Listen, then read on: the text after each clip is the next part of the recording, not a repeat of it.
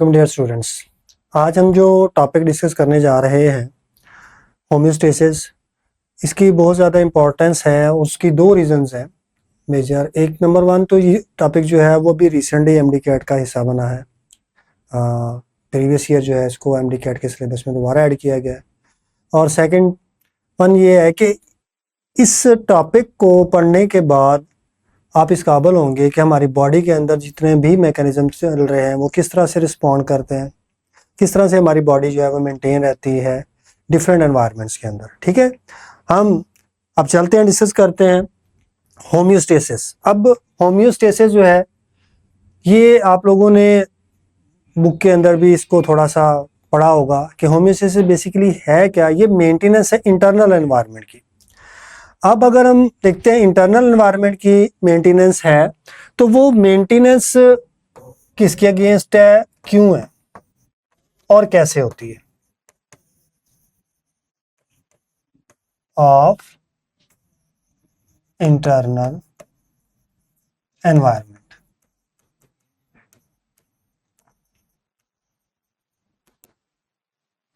अब जो मेंटेनेंस है इंटरनल एनवायरनमेंट की, ये क्यों करनी पड़ती है, वजह क्या है कि जब भी हमारा एक्सटर्नल एनवायरनमेंट जो है वो चेंज होता है तो तब हमारी बॉडी जो है, हमारे जो सेल्स हैं वो रिस्पॉन्ड कर रहे होते हैं, और जिस मैकेनिज्म के जरिए वो रिस्पॉन्ड कर रहे होते हैं उस ओवरऑल प्रोसेस को हम क्या कहते हैं, होम्योस्टेसिस।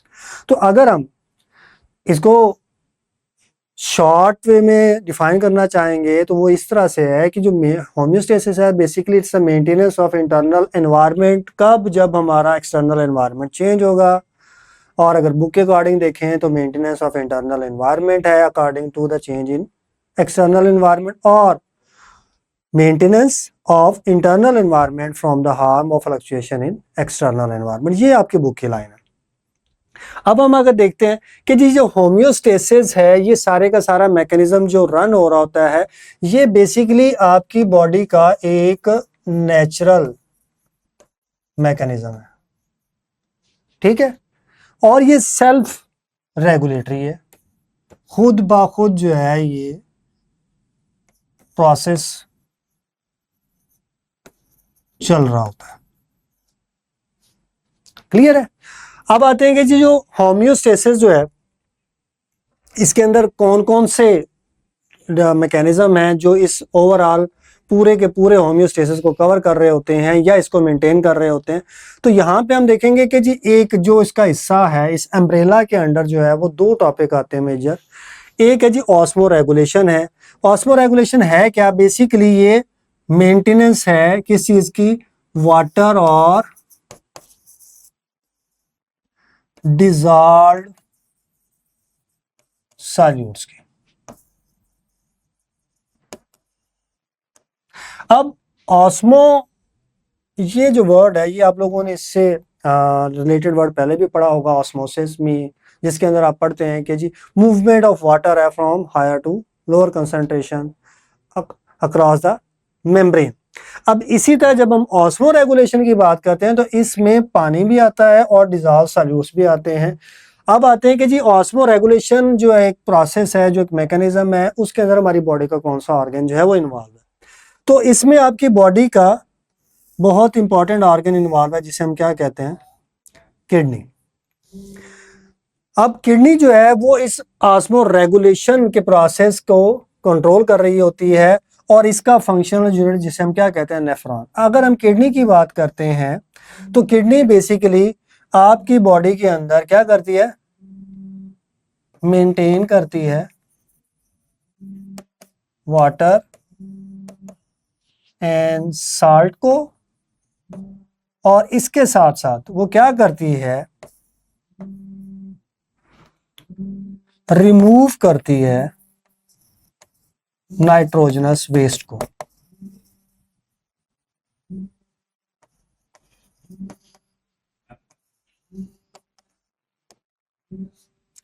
अब इसके साथ साथ हम जो है इस टॉपिक के अंदर हम पढ़ेंगे कि जी किडनी के डिसऑर्डर्स कौन कौन सी हैं, कौन कौन सी बीमारियां हैं जो आपके सिलेबस के अंदर हैं, और उनकी ट्रीटमेंट। अब अगर हम डिसऑर्डर की बात करते हैं तो उसमें हम पढ़ेंगे जी किडनी स्टोन्स के बारे में। ठीक है, किडनी फेलियर के बारे में कि हमारी किडनी जो है उसमें स्टोन्स कब, क्यों और कैसे बनते हैं, और जब कंप्लीट किडनी जो है डैमेज हो जाती है जिसे हम किडनी फेलियर कहते हैं उसकी क्या कॉजेस हैं, और फिर इसकी ट्रीटमेंट है कि जी हम डायलिसिस के बारे में पढ़ेंगे कि डायलिसिस होता क्या है, डायलिसिस करवाते क्यों हैं, और डायलिसिस की टाइप्स क्या हैं।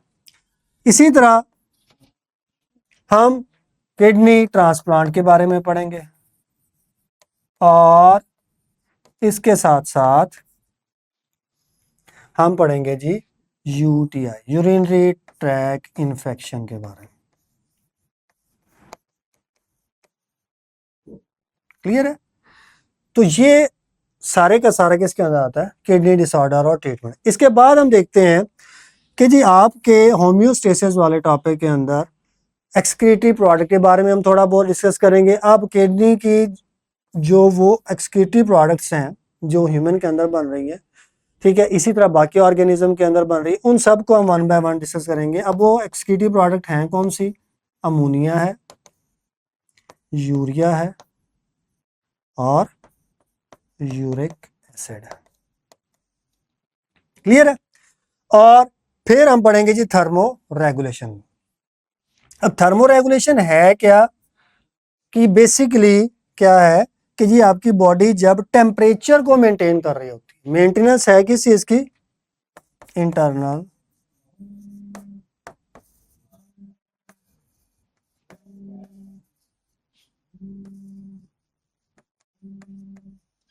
Body temperature.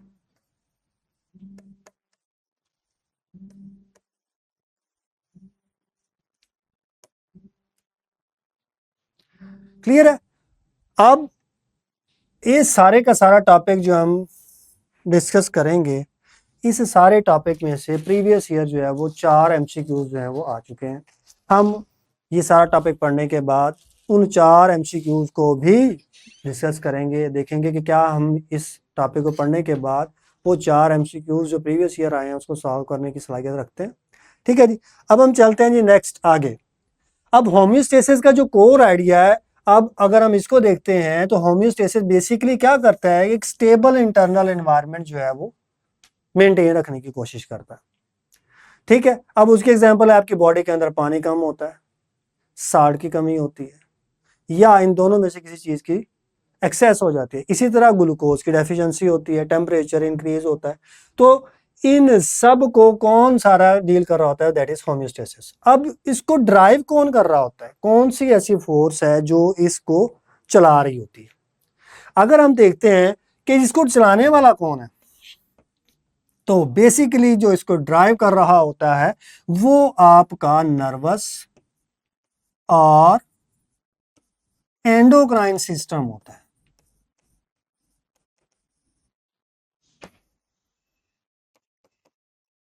अब ये नर्वस और एंडोक्राइन सिस्टम जो है ये किस मैकेनिज्म के जरिए वर्क कर रहे होते हैं, उसको हम कहते हैं फीडबैक मैकेनिज्म। और वो फीडबैक मैकेनिज्म कौन सा होता है, मोस्टली क्या है, नेगेटिव फीडबैक मैकेनिज्म के थ्रू जो है वो आपकी बॉडी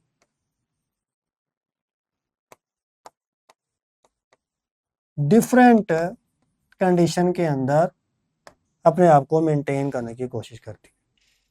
क्लियर है? अब आते हैं कि नेगेटिव फीडबैक मैकेनिज्म जो है डेफिनेटली ये एक प्रोसेस है, और इसको कंट्रोल कौन कर रहा होता है, किस तरह चलता है, उसके बारे में हम देखते हैं।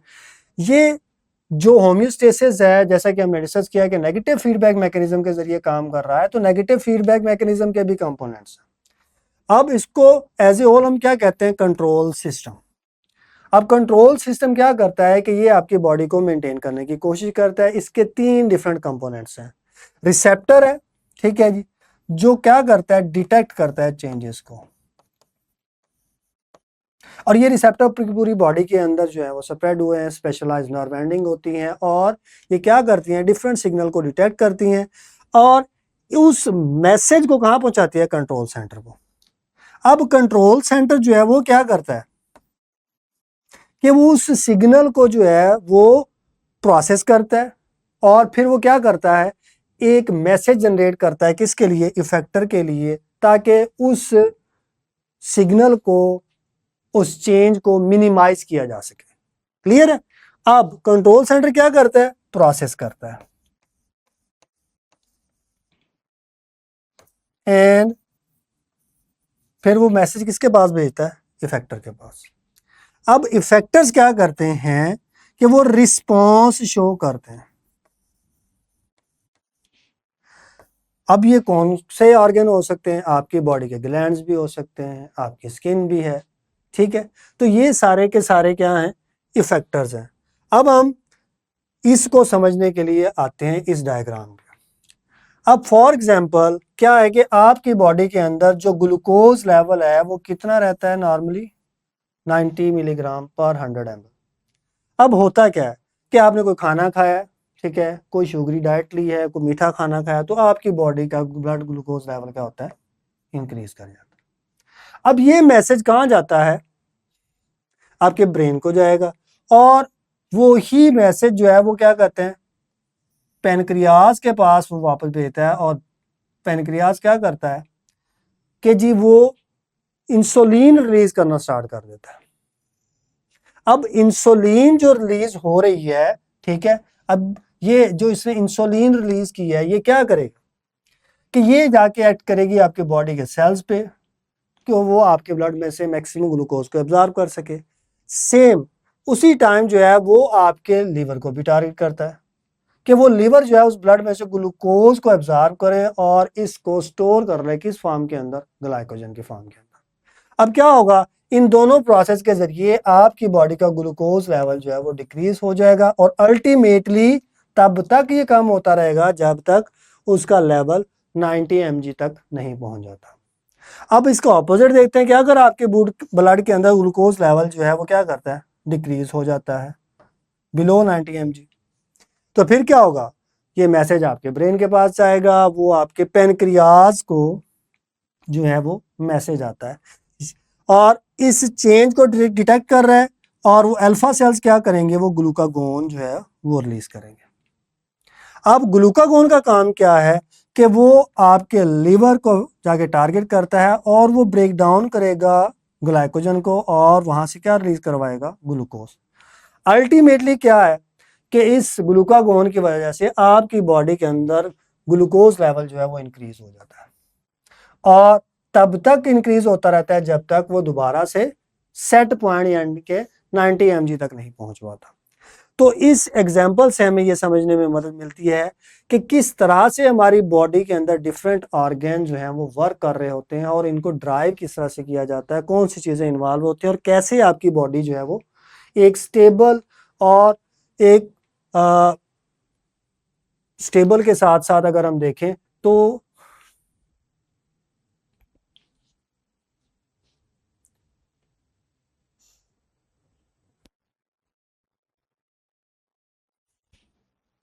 अच्छा जी, इस गिवन एग्जांपल से आप लोगों को समझ आ गई होगी कि किस तरह से हमारी बॉडी जो है वो डिफरेंट सिग्नल के अगेंस्ट रिस्पॉन्ड करती है, और आपकी बॉडी के इंटरनल एनवायरनमेंट को मेंटेन करने की कोशिश करती है, जिसको हम कलेक्टिवली क्या कहते हैं? होम्योस्टेसिस कहते हैं। अब ये जो एग्जांपल हमने पढ़ी है, बिल्कुल इसी तरह से ही लॉजिक जो है वो ड्राइव कर रहा होता है ऑस्मो रेगुलेशन के केस के अंदर भी, और थर्मो रेगुलेशन के केस के अंदर में, कि जब आपकी बॉडी के अंदर वाटर और सॉल्ट के फ्लक्चुएशन होती है, और जब टेम्परेचर चेंज होता है, तब भी इसी तरह का मैकेनिज्म जो है वो आपकी बॉडी के अंदर चल रहा होता है। अब हम आते हैं जी ऑस्मो रेगुलेशन। अगर हम इसको डिफाइन करेंगे तो बेसिकली है क्या, जैसे कि हमने पहले पिछली स्लाइड के अंदर भी थोड़ा सा इसके बारे में पढ़ा है कि जी ये क्या है? मेंटेनेंस है वाटर और डिजॉल्व्ड सॉल्यूट्स की।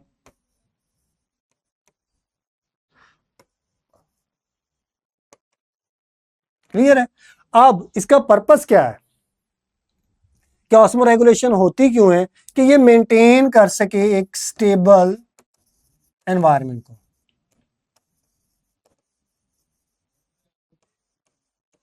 अब स्टेबल एनवायरनमेंट क्या है सेल के अंदर का या बॉडी के अंदर का? कि वो पानी और सॉल्यूट की कंसंट्रेशन को एक रेंज के अंदर मेंटेन रखता है। अब इसमें आपकी बॉडी का मेन ऑर्गन कौन सा इन्वॉल्व है? तो जैसे कि हमने पहले पढ़ा कि जी मेन ऑर्गन है वो आपकी बॉडी का किडनी। अब किडनी क्या करता है, वो इसी ऑस्मोरेगुलेशन के प्रोसेस के अंदर इन्वॉल्व होता है और वाटर और डिजॉल्व सॉल्यूट की कंसंट्रेशन को मेंटेन करने की कोशिश करता है। और इसके साथ साथ किडनी जो है वो, अगर हम उसे एज ओवरऑल देखें तो वो दो फंक्शन परफॉर्म कर रही होती है। एक तो जैसा कि हमने कहा कि ऑस्मोरेगुलेशन है, दूसरा जो है वो क्या करती है, वो रिमूव करती है नाइट्रोजनस वेस्ट को, जैसा कि हमने पहले पढ़ा वेस्ट को। अब ये नाइट्रोजनस वेस्ट जो है वो अमोनिया, यूरिया, यूरिक एसिड है, इसके साथ साथ बहुत सारे टॉक्सिक कंपाउंड भी जो है वो आपकी बॉडी से एलिमिनेट होते हैं और इसमें इसकी हेल्प कौन करता है जी, लीवर करता है। अब अगर हम आते हैं तो इस ऑस्मो रेगुलेशन के अंदर हार्मोनल कंट्रोल जो है वो मेजर रोल प्ले कर रहा होता है। कौन सा हार्मोन होता है, तो वो हार्मोन है जी एडीएच, एंटी डायूरिएटिक हार्मोन। अब एडीएच जो है जिसको हम एंटी डायूरिएटिक हार्मोन कहते हैं,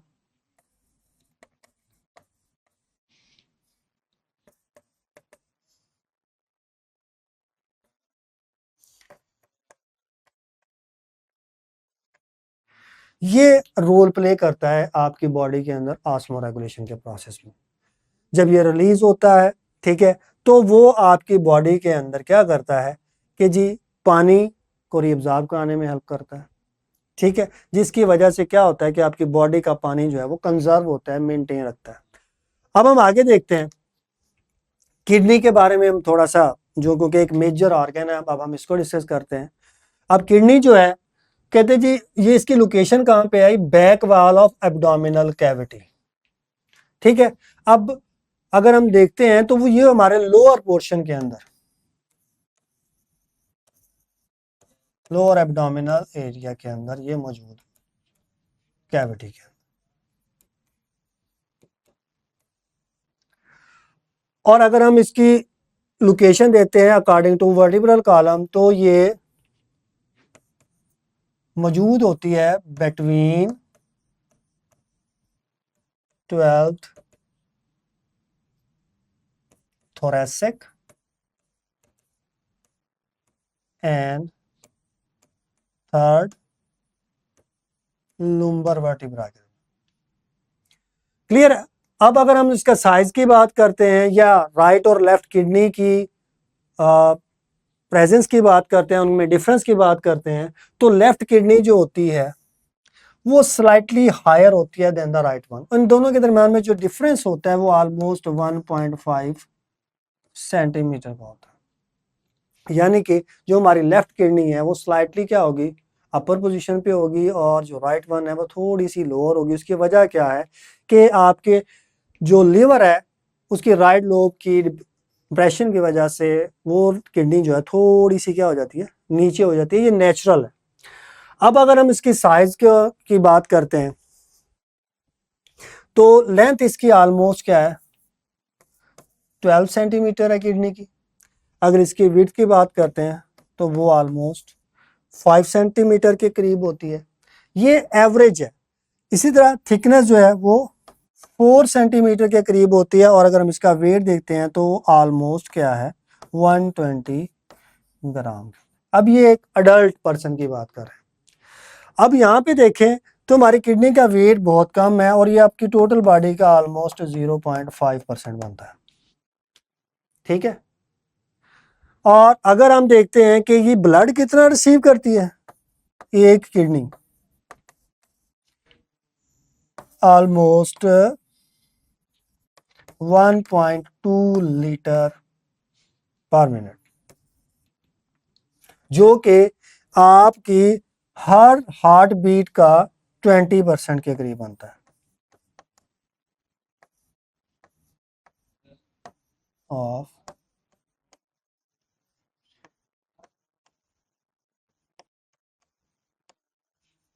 अब यहां से आप अंदाजा लगा सकते हैं कि वो आपकी बॉडी के वेट का क्या पोर्शन है और वो कितना ब्लड रिसीव करता है।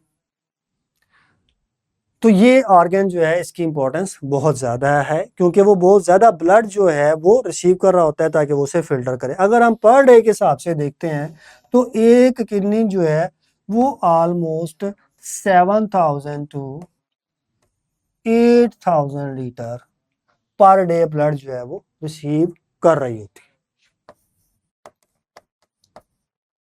क्लियर है जी। तो ये एक शॉर्ट सा इंट्रोडक्शन था किडनी के बारे में। अब हम देखते हैं उसके स्ट्रक्चर को। अब अगर हम किडनी के स्ट्रक्चर को देखते हैं तो किडनी को अगर हम टीएस सेक्शन लेते हैं तो इसको हम 5 डिफरेंट पार्ट्स के अंदर जो है वो डिवाइड करते हैं। सबसे पहले जो है वो प्रोटेक्टिव लेयर है, और प्रोटेक्टिव लेयर जो है वो 3 चीजों से बनती है। यानी कि किडनी की प्रोटेक्शन जो है वो 3 तरह से होती है। ठीक है, सबसे पहले आता है जी रीनल कैप्सूल। ये एक थिक कनेक्टिव टिश्यू होता है, क्या करता है, प्रोटेक्ट करता है किडनी को किससे, ट्रॉमा से और इंजरी से और इन्फेक्शन से। सेकंड जो लेयर आती है उसे हम क्या कहते हैं, पेरीरीनल फैट। ठीक है, थर्ड लेयर जो होती है उसे हम क्या कहते हैं, रीनल फेशिया।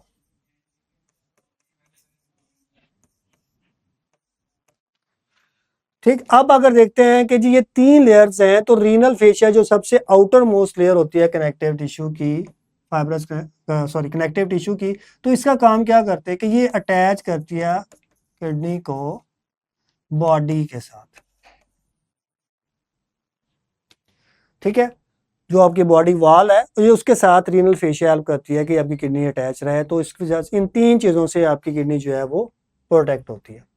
अब आते हैं इंटरनल जो पेरेन्काइमा है, जो किडनी का ये सारे का सारा इंटरनल पोर्शन है, इसको हम 2 हिस्सों में डिवाइड करते हैं।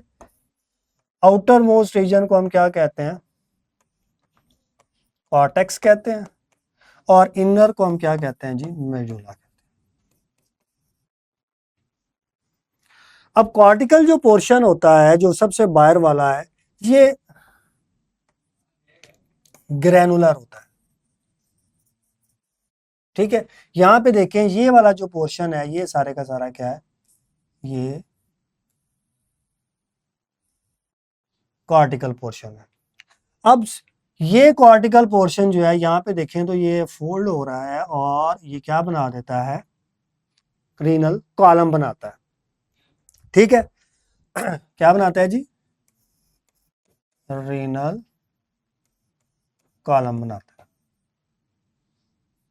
अब मेडुला के बारे में, जो इंटरनल मेजर पोर्शन है ये सारे का सारा, ठीक है, ये सारे का सारा क्या कहलाता है, रीनल मेडुला कहलाता है। अब इसके अंदर क्या चीज मौजूद होती है,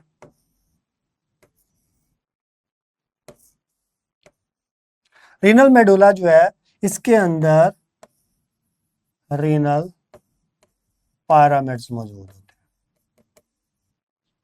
अब रीनल पायरामिड की बात करते हैं तो वो ये एक रीनल पायरामिड बना हुआ कोन शेप है।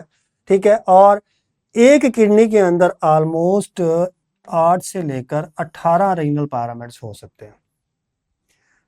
अब हम आते हैं जी फंक्शनल यूनिट की तरफ। अब किडनी का जो फंक्शनल यूनिट है उसे हम क्या कहते हैं जी, नेफ्रॉन। अब इसके भी पार्ट्स हैं। इसका एक पोर्शन जो है जिसे हम क्या कहते हैं, जहां पर फिल्ट्रेशन हो रही होती है, उसे हम कहते हैं रीनल कार्पसल।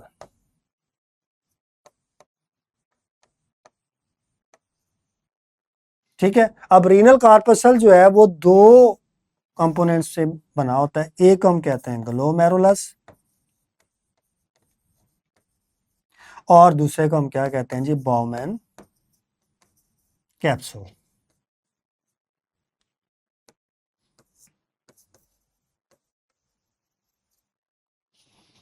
क्लियर है। अब ग्लोमेरुलस जो है ये आपने पढ़ा है कि जी ये एक किसी से मिलकर बना हुआ है। Glomerulus basically it's a ball of capillaries, ball of capillaries. अब ग्लोमेरुलस जो होता है इसकी जो वॉल होती है कैपिलरीज की, ठीक है, वो हाईली पोरस होती है। तो वहां पे बहुत ज़्यादा पोर्स मौजूद होते हैं, तो उसे हम कि जी इसकी बेसमेंट मेम्ब्रेन जो है वो क्या होती है, हाईली पोरस होती है, जिसे हम क्या कहते हैं, फेनेस्ट्रा। इसीलिए इस बेसमेंट मेम्ब्रेन को हम फेनेस्ट्रेटेड मेम्ब्रेन भी कहते हैं। क्लियर है? इसी तरह अगर हम बॉमेन कैप्सूल की बात करते हैं तो बॉमेन कैप्सूल के अंदर भी 2 लेयर्स होती हैं इस तरह।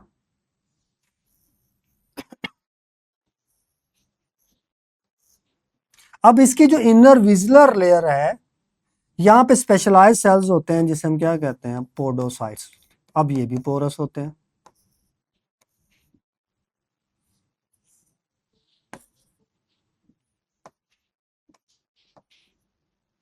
अब पोडोसाइट्स भी पोरस है, जिसकी वजह से क्या होता है, यहाँ पर फिल्ट्रेशन होती है। अब हम देखते हैं कि जी नेफ्रॉन का जो सेकंड पार्ट है जिसे हम क्या कहते हैं, ट्यूब्यूल्स। अब ट्यूब्यूल्स कौन सी हैं, 3 तरह की हैं। प्रॉक्सिमल कॉन्वोल्यूटेड ट्यूब्यूल है, लूप ऑफ हेनले है, और थर्ड वन क्या है जी, डिस्टल कॉन्वोल्यूटेड ट्यूब। और तीसरा जो इसका पोर्शन है जिसे हम क्या कहते हैं, कलेक्टिंग डक्ट। क्लियर हो गया? अब यूरिन कलेक्शन सिस्टम जो इसका थर्ड पार्ट है किडनी का, सॉरी फोर्थ वन, ये किस पर मुश्तमिल होता है कि कलेक्टिंग डक्ट जो है ये ओपन होती है किसके अंदर जाकर, पेपिलरी डक्ट के अंदर। पेपिलरी डक्ट जो है वो फिर ओपन होती है जी माइनर कैलेक्स के अंदर। माइनर कैलेक्स ओपन होती है मेजर कैलेक्स के अंदर, और मेजर कैलेक्स जो है वो फिर कहां पे ओपन होती है, रेनल पेल्विस में। ओके हो गया? अब हम देखते हैं किडनी को जो ब्लड सप्लाई मिल रही होती है वो कहां से आती है, तो उसके बारे में आप लोगों ने पढ़ा होगा कि 2 तरह की यहाँ पर ब्लड वेसल्स होती हैं। एक को आप कहते हैं जी रीनल आर्टरी,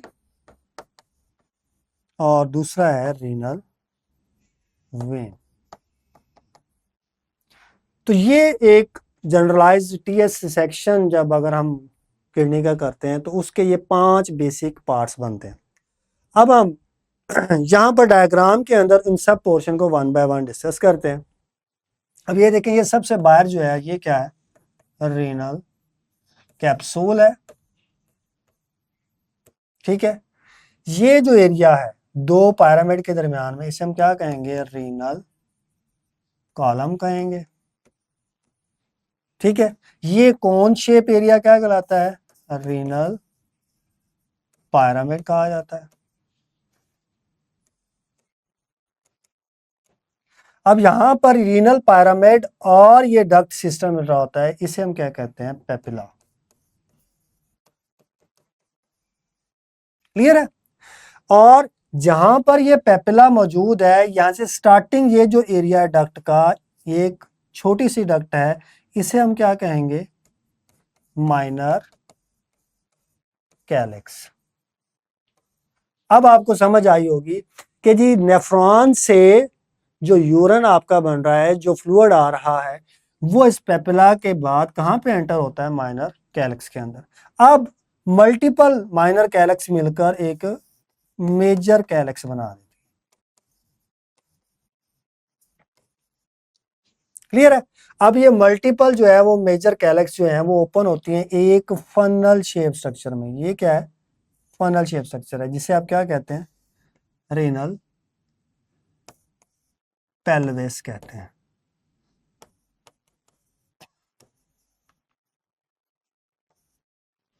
क्लियर है?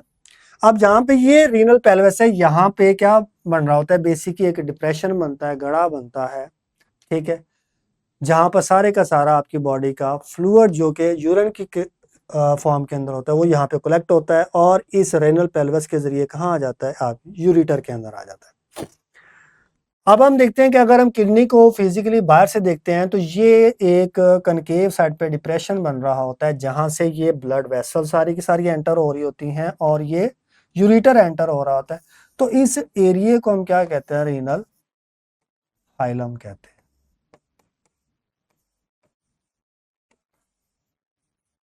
क्लियर है। अब रीनल हाइलम भी कहते हैं और इसे रीनल हाइलस भी कहा जाता है। अब हम देखते हैं कि ये जो ब्लड वेसल्स आपके किडनी के अंदर एंटर हो रही होती हैं तो ये यहाँ पे डिवाइड हो रही हैं, फिर फर्दर डिवाइड हो रही हैं। जब ये डिवाइड होने के बाद कहाँ पे आ जाती हैं, दो पिरामिड के दरमियान में आती है, तो इसे हम क्या कहते हैं, इंटरलोबुलर